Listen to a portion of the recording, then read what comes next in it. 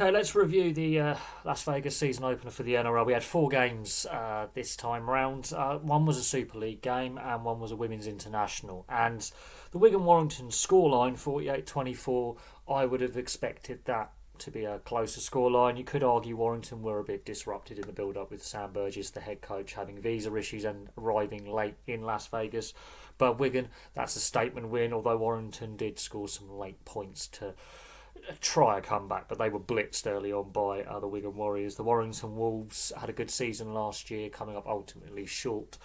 Wigan, that's a statement win for the rest of the Super League competition. Now, the Raiders versus the Warriors, this was a very one-sided game. The Raiders, a team in transition, we can all admit that, but their defence and their fitness really told, and they won the forward battle. Sebastian, Chris, and Xavier Savage had really good games in open play. The forward pack dominated. You could see the Warriors look a little bit lost without Sean Johnson in the side since he's retired. They got beaten up in the middle. They look confused. They look disjointed. Now you could put it down to the first game of the season. There were some handling errors by both sides. Joey Tarpany, I think, may get a suspension for that shoulder charge. He was sin-binned, so that's the down point, I think, for the Raiders is a little bit of ill-discipline in a commanding position. But the Raiders, that's a statement win for the Raiders. Good energy. I was quite happy with the result. A good mix of youth and experience. We'll see how the season turns out. The Warriors just didn't look great today. For being honest, they looked very off the pace, and they just, even with the extra man, they only got the one try, and they still were really dysfunctional in attack, very stop-start. They were trying to go wide early. They'd lost the forward battle. They was bashed up the middle. They just couldn't find a way to unlock the Raiders' defence over the full 80 minutes, really. The Raiders defended really well, including down to 12 men at one point. You could see the defensive energy there and the commitment there from the Raiders, which is positive to see because they had a bad points differential last season when it came to defence. The Australia-England Women's International was very one-sided. And the last time these two teams met was in 2017. It was 38-0, 90 points to 4. It just shows how good the NRLW is in comparison to the Women's Super League. There's a golfing class there, and it's worrying for Women's Rugby League in the Northern Hemisphere. The only Test matches England have played have been against Wales and France since the World Cup, and they were decent at the World Cup. I have to admit they were decent at the World Cup. And so since the World Cup, 2.5 years ago, you can see the golfing class, the quality level, the fitness level. The handling skills weren't bad by England, but you can definitely see a fitness difference, a quality difference, and you could put that down to a lot of these English players. There are a handful who play in the NRLW, but a lot of them are part-timers. They have full-time jobs, whereas a lot of the NRLW players now are on full-time contracts. And while the game isn't fully professional yet in the NRLW, it's going that way within the next few years. And you can definitely see the golfing class has got bigger over the last couple of years since the World Cup, and even since the 2017 World Cup. It was a shame because you want to see obviously a good advertisement for the women's game. You could possibly argue Australia and New Zealand might have been a better Test match to play. To advertise the growth in the women's game.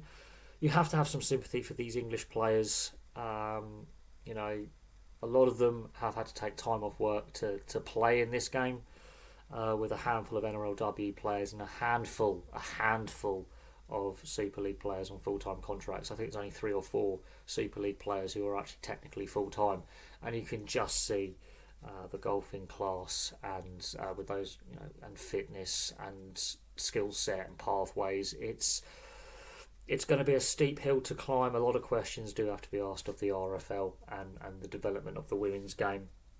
But does rugby league in the UK and France, for that matter, with the Super League, have enough money to invest in the women's game? Because England, they've won all their Test matches since the World Cup, but they've been against Wales and France, and so is that a fair judge of where they're at, looking at the quality of opposition they're playing against? But Australia were ruthless. They were absolutely ruthless. They dominated physically. You could see there was definitely a golfing class, and it's a shame it's not the best advert for the women's game. If it was an Australia-New Zealand test match, then yes, you would have a very competitive test match between two very evenly matched sides. But England, if they're the third best team in the world, that is quite worrying where the top two are in the world compared to England. The highlight game, I think the best game of the evening, was the Panthers Sharks, and that did go down to the last couple of minutes. I mean, the Sharks gave it a good go. They were in the game. Having watched the game, it was an arm wrestle. You would thought, losing Luai and Fisher Harris would be big losses, and they are big losses for Penrith. But their systems work so well. Liam Martin is just destructive as a back row forward. His defence and his energy helps drive that side forwards. They've still got a very, very good, powerful forward pack. Cleary, there's been some doubts over his fitness going into this game, and in the pre-season he didn't miss a beat. On the Sharks side of things, you can see that they are still a top four side. I think it's going to be interesting to see how they respond to this loss in Vegas, because what is noticeable, the two teams that lost last year both missed the top eight. So that was very, very interesting what I took out of last year's games. The two sides that lost missed the top eight. Brisbane and Souths really fell away last season, whereas the two sides that won, the Roosters, for example, and Manly, they went on to make the top eight and make finals. So it'd be interesting to see how the Sharks do coming out of this game, coming out of this experience. But the Panthers, that was a good test for them in the first game of the season. That was a good test, because last year they lost their opening game, and the Panthers can be a little bit slow to start a season, even though they've been so dominant in the last 4 or 5 years. So that was a real fun game to watch. The playing surface held up a lot better than last year. Obviously, not having the Super Bowl a couple of weeks before, I think, has helped the playing surface. The ground staff at Allegiant Stadium have prepared a fantastic playing surface. It held up really, really well in comparison to last year. So some lessons have been learnt there. It was noticeable towards the end that fans were starting to leave before the last game. A lot of the English fans did stay, which was good. But you could definitely see fans did leave. Not every fan stayed for all full games. Obviously, getting in and out the stadium, no issues this year because there was some bad weather last year. The crowd number was bigger than last year. The atmosphere was better than last year. As I said, the playing surface held up a lot better. It's going to be interesting to see what the NRL do next year, what teams are selected to go, and what ticket sales and promotion are like. But they did a lot better, I think, in promoting these games this year, advertising them. Tickets were still up for sale even a couple of days before the matches took place. I think tickets in America were still up for sale the morning of the games. So there was still interest, I think.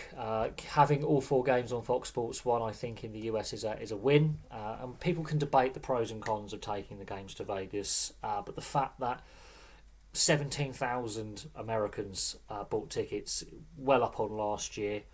Yes, the numbers in general were well up on last year for tickets sold. So that is, again, a big step. So ticket sales were better than last year. And I think the problem is only one game wasn't a blowout. Last year, both games were close. The Panthers-Sharks game was the best game of the 4. The Raiders put in a commanding performance against the Warriors. So we'll see how the Warriors respond to that and how Metcalf and Harris-Tavita gel as a combo, or where Tamara Martin comes back into the side is in the halves, because they just look lost without Sean Johnson there. They just couldn't get going. Panthers solid defence to their premiership on the first up. Can they do 5 in a row? But there we go. There's a brief review of the season opener in Las Vegas. Let's see what the rest of round 1 dishes up. Hopefully there's not too many blowout scores. Hopefully we see a lot of close games in the rest of the opening round of the NRL. And let's hope for a very exciting season. And there we go. So and we'll also find out later on this season what teams are announced for next year. If another Super League game is played there next year, if there's another Women's International played next year as well, we shall see. But for me for now, thank you very much for watching. Place your thoughts in the comments section below, and we'll have some more content for you guys very, very soon.